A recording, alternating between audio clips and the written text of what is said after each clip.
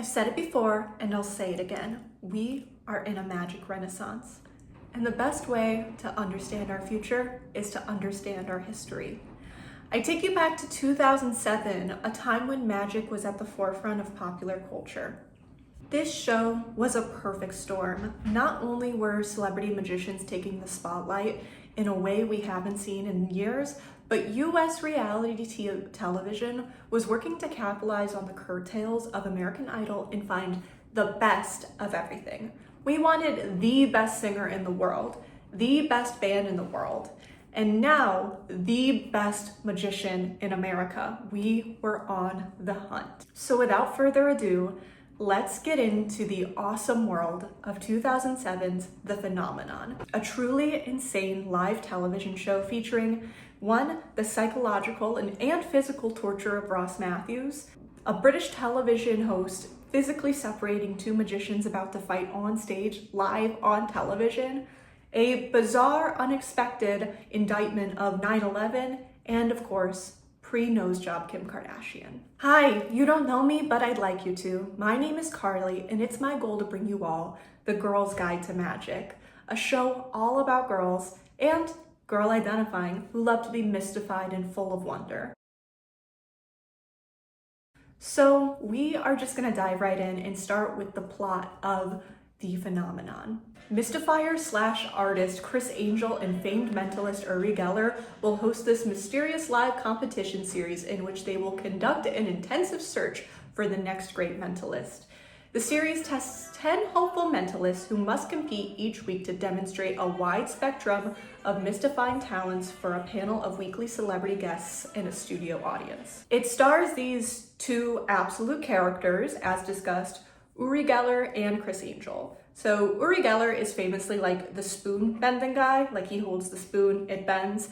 I don't know how he does it. It's one of the most famous tricks. And one thing you'll learn about me in this series is that I'm not particularly interested in wanting to know how tricks are done. When I say I'm interested in magic, I mean the history in the industry and not so much how tricks are done. That mystery is important to me. Some highlights about this man include, in 2013, a BBC documentary, The Secret Life of Uri Geller, Psychic Spy, ? Featuring Uri Geller, Benjamin Netanyahu, not friend of the show, Christopher, Kit Green, Paul H. Smith, Harold Poldoff, Russell Targ, a bunch of people I don't actually know, but hopefully will when I do a deep dive into this man. The documentary claimed Geller to be a psychic spy for the CIA. He was recruited by Mossad and worked as an official secret agent in Mexico, being a frequent guest of President Jose Lopez Portillo. In the film, Geller claims to have erased floppy disks carried by KGB agents and repeatedly chanting the word erase. Awesome magic trick if he could pull it off. And in 1997, Geller was involved with the 2nd Division football club Exeter City by placing energy-infused crystals behind the goal at Exeter's ground to help win the club a crucial end-of-season game. Exeter lost the game 5-1. He was appointed co-chairman of the club. So that's really exciting. You can tell we're about to have a lot of fun. You don't know me very well, but you know that this is not a man I'd be particularly interested in associating with in real life. And neither, frankly, would Criss Angel, the other absolute character on the show. So Criss Angel is, of course, the mind freak himself. He is known for insane stunts that are arguably faked, but all magic is fake, so I don't really know what that means. He has a sort of rock star goth magician thing going on. One thing about Criss is that he hates when magicians pretend they have some sort of innate talent, actual magic, and we are gonna see how this frustration plays out later in the series. The Phenomenon isn't just seeking the magician. The magicians here actually specialize in mentalism, a sort of subclass of magician. You might be familiar with mentalism from the movie Now You See Me, where Woody Harrelson plays sort of a charismatic hypnotic expert on human behavior.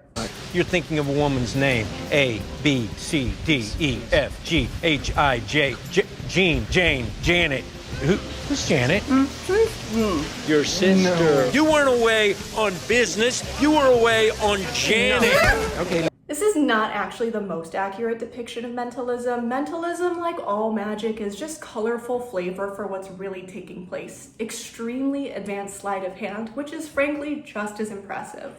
Of course, a measure of understanding about human behavior is essential in mentalism, but really what's happening is a combination of, sure, cold reading, which is of course the technique mediums use to scam you. Passed away 3 years ago, and She was a beautiful woman, by the way.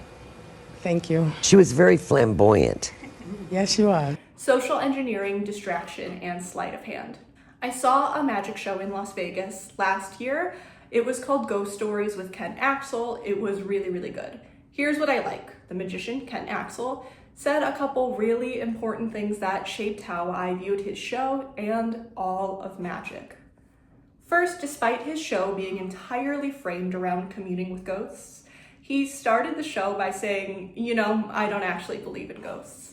This is a smoke and mirrors, as we know, theater to craft the story he was telling. The second thing he said about the act of magic himself was really important to me, mentalism in particular. He said that many people believe that magic was learned through careful study, that some magicians have the implicit ability to influence human behavior. He said without mincing words that the most helpful tools a magician has in his arsenal are not found in books about psychology, mind reading, the occult, how to win friends and influence people, but in old magic kits from the toy store, maybe ones that would look like this.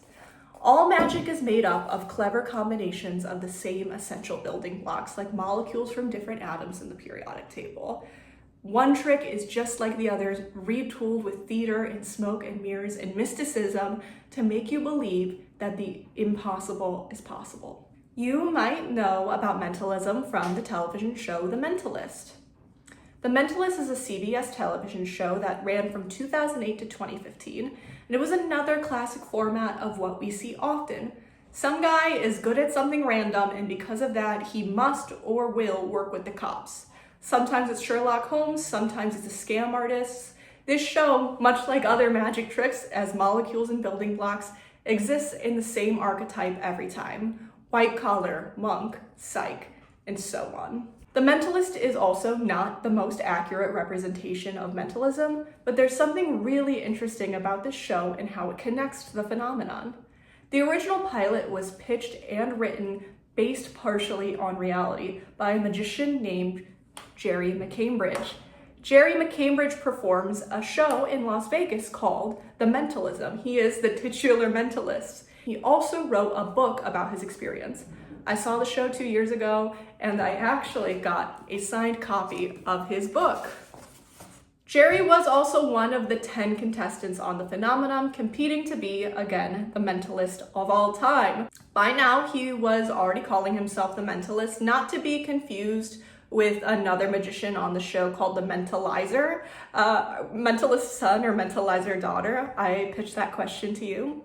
To a magic enjoyer like me, the Mentalist is a household name, but this show aired in 2007, 1 year before his television show did. So really setting the stage for some great magical history and a show that not a lot of people are talking about. Jerry had some really awesome tricks, but I think it was clear he hadn't really gotten his footing and his brand together.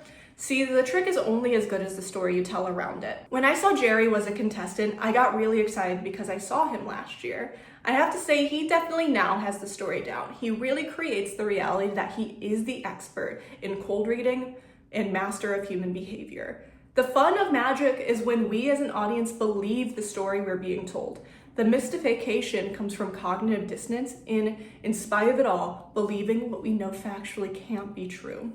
Jerry didn't win the show, and he got some harsh criticism from both Uri and Chris about his tricks. That being said, despite his lack of success on the show, I think it's actually fair to call him one of the more successful magicians to come out of the phenomenon. When it comes to telling a story though, my favorite mentalist from the show, in terms of theming, smoke and mirrors, all of that good theater, was Aaron Raven. Aaron did well, impressing both Chris and Uri, which is hard to do. He focused primarily on stunts, putting himself in extremely dangerous situations, including things like live poisonous snakes and scorpions. Of course, I doubt there was any real danger. The insurance premiums alone would persuade the network not to allow any real danger to happen on this show. A stunt like this of any danger would be nuked by the risk management team. Aaron's strength for me was his character though. He had this sort of dark and broody vibe. A few years ago, I went out sailing and almost drowned. He got third place and now works in cybersecurity, which makes a lot of sense to me as social engineering is important both in magic and hacking. I won't go into depth about all the acts from the show, as frankly, not a ton of them stand out to me. Like any reality TV show, there's a lot of mediocrity. A couple that do stand out are Wayne Hoffman, who did a fun sort of bro-y trick where he tattooed a yin-yang on himself and then socially engineered the celebrity guest to guess it. It was charming, but not enough to impress anyone or get him through. I was also charmed by Angela Funovitz, a 20-year-old magic prodigy and the only woman on the show.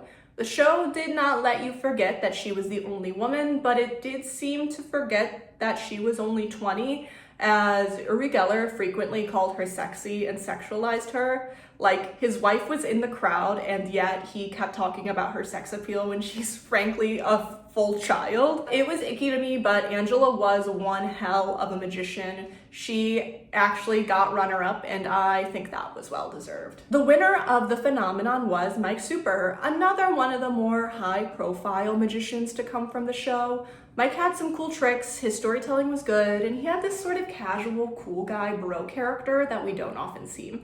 Magicians are kind of often like dark and pretty or creepy, but he was like hot and young and cool.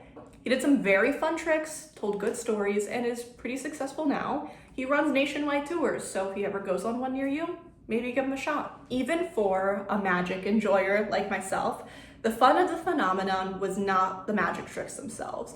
It was the fact that it was live television, and most magicians, like I said, are characters.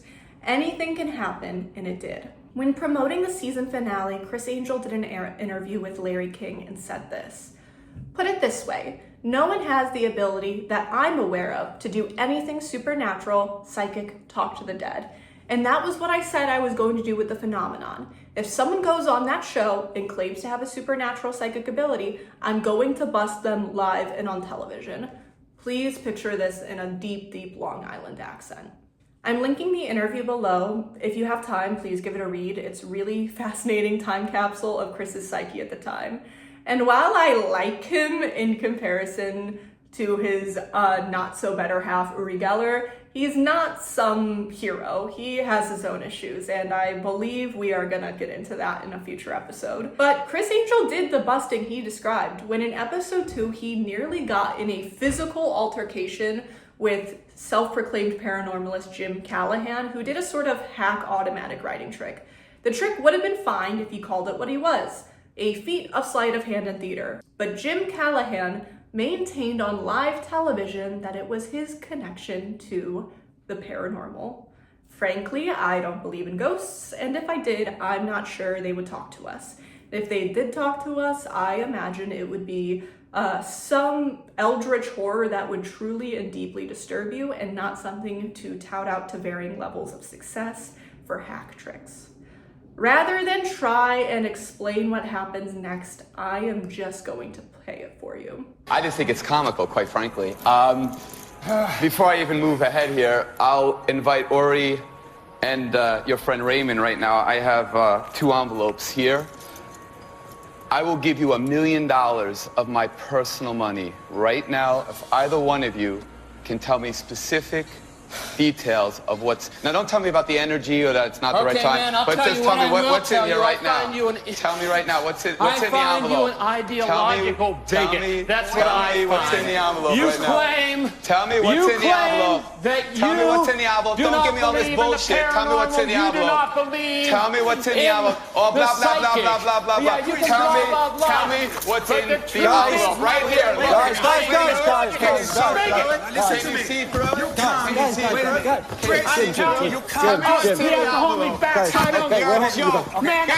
Okay, it's a live show. This is not planned. We'll see you after the commercial break. Stay over there. Criss starts a fight. Ghost Rider gets aggro. Uri Geller and the host have to keep them apart. And Jim gets sent home after being offered $1 million to guess what's in Chris's envelope. Flash forward to the finale, and Criss keeps his promise of busting fakes. He reveals the contents of the envelope.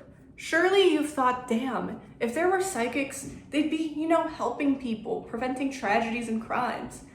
Chris has the same idea, as he reveals in his envelope.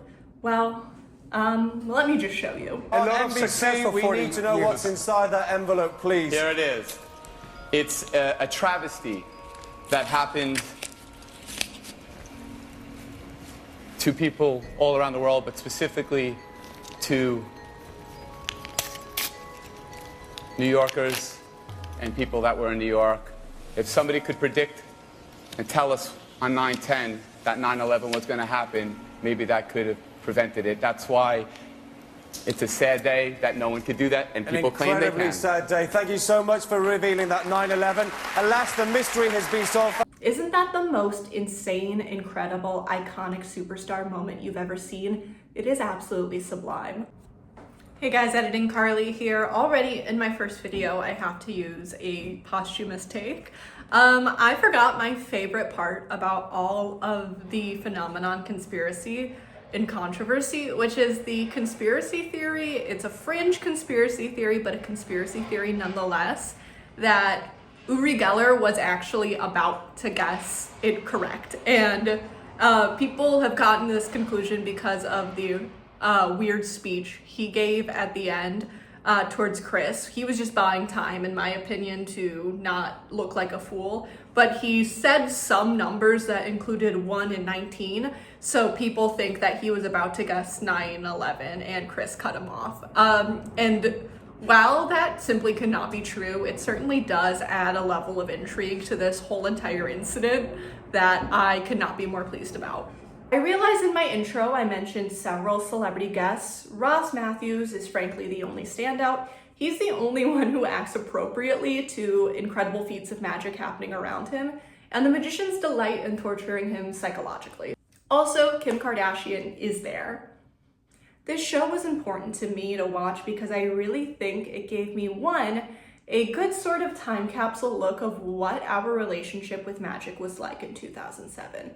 As someone who really, really enjoys magicians, it's easy to see how our love affair in America with magic has sort of had its ups and downs.